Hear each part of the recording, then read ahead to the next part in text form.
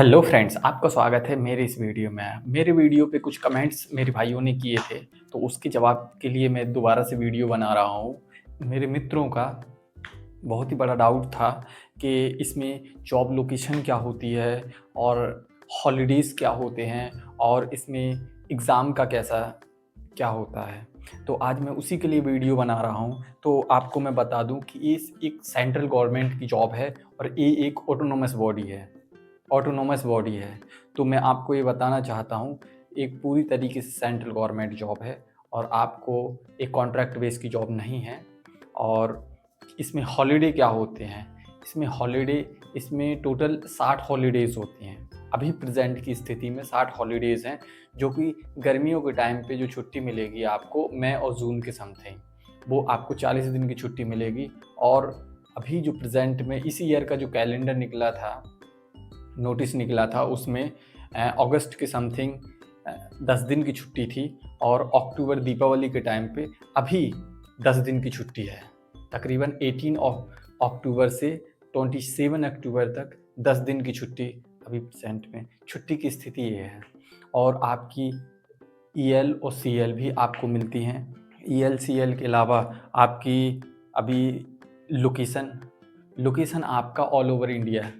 अगर आप then select होते हैं तो सिलेक्ट होने के बाद आपको ऑल इंडिया में कहीं भी आपको जॉब दी जा सकती है। आपको तमिलनाडु भी भेजा सकता है, आपको केरला, झारखंड, या फिर आपको यूपी, या फिर आपको महाराष्ट्र, मध्य प्रदेश, जहाँ इसके स्कूल हैं वहाँ आपको देन जॉब के लिए वो कहीं पे भी भेजा जा सकता है। अभी जो प्रेजेंट में पास्ट में जो एक वैकेंसी निकल चुकी है जिसमें मैं सेलेक्ट हुआ हूँ, उस हिसाब से तो आपको ये सेंटर चॉइस करने का, स्टेट चॉइस प्रेफरेंस का कोई ऑप्शन नहीं दिया था उन्होंने अपने हिसाब से ही कैंडिडेटों को अदर स्टेटों में भेजा था।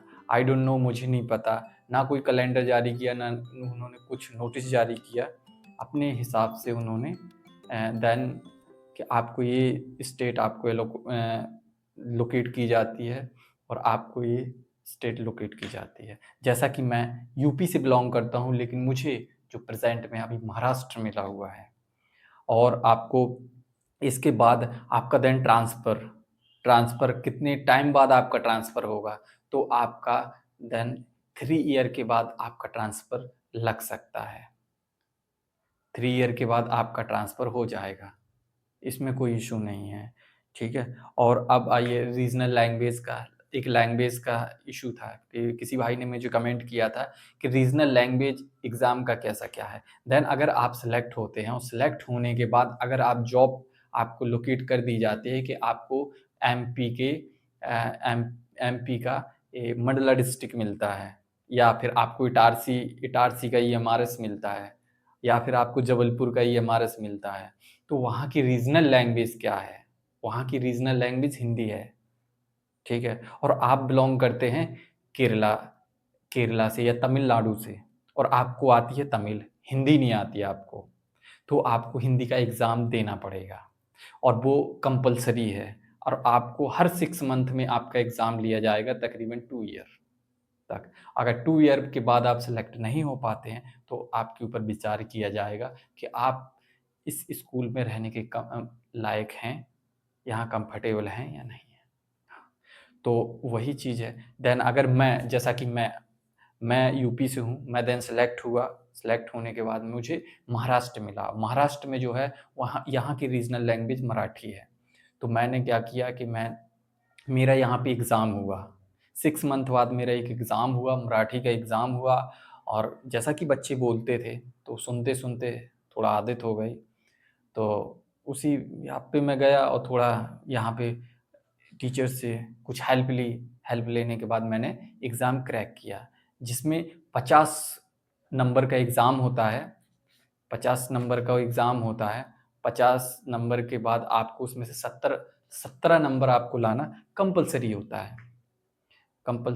है। इसके बाद आप देन पास हो जाते हो। और अगर एक बार आपने 2 साल में सिर्फ एक बार क्रैक करना होता है, अगर देन आप उसमें पास हो जाते हैं, तो आप उसके लिए परफेक्ट हैं। नहीं तो आपको अगला सेशन मंथ बाद आपको दिया जाएगा।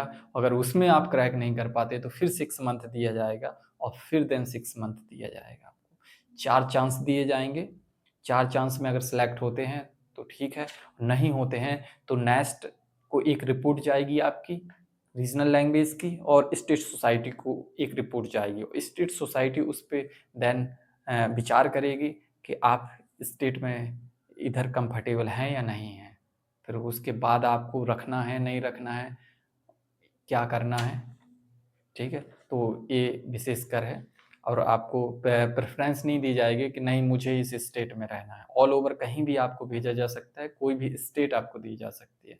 जैसे कि तमिलनाडु है, तमिलनाडु में तमिल नहीं आती है, बहुत डिफ़िकल्ट लैंग्वेज है, लोग जल्दी सीख नहीं पाते हैं, तो वहाँ पे देन इंटरव्यू का भी प्रेजेंट में जो हमारे साथी थे उनके इंटरव्यू वगैरह रखा उन्होंने, थोड़ा सिंपल ईजी बनाने के लिए, क्योंकि उसके लिए टाइम लगेगा और जो नोटिस के हिसाब से देन इतनी जल्दी कोई नहीं सीख सकता है। तो आपको टाइम टाइम पे ये सब टास्क मिलेंगे और टास्क जी पूरे करने पड़ेंगे। ये आपकी नोटिस में भी लिखा हुआ था। अभी प्रेजेंट का नहीं मैंने देखा, बट पास्ट वाले में जो अभी पास्ट वाला था उसमें साफ साफ क्लियरली मेंशन है कि आपको रीजनल लैंग्वेज आनी चाहिए। अगर देन, और रीजनल लैंग्वेज आपका कैसे, सभी को नहीं देना होता है। आपका 10th में आपने वो लैंग्वेज पढ़ी हो तो आपको नहीं देना एग्ज़ाम। देन आप यूपी से हैं, आप हिंदी 10th में थी आपकी, और एमपी आपको मिला। आप यूपी से बिलोंग करते हैं, 10th में हिंदी था और आपको एमपी कैडर मिला हुआ है, तो वहाँ पे क्या हिंदी चलती है, तो आपको देन नहीं देना है एग्ज़ाम।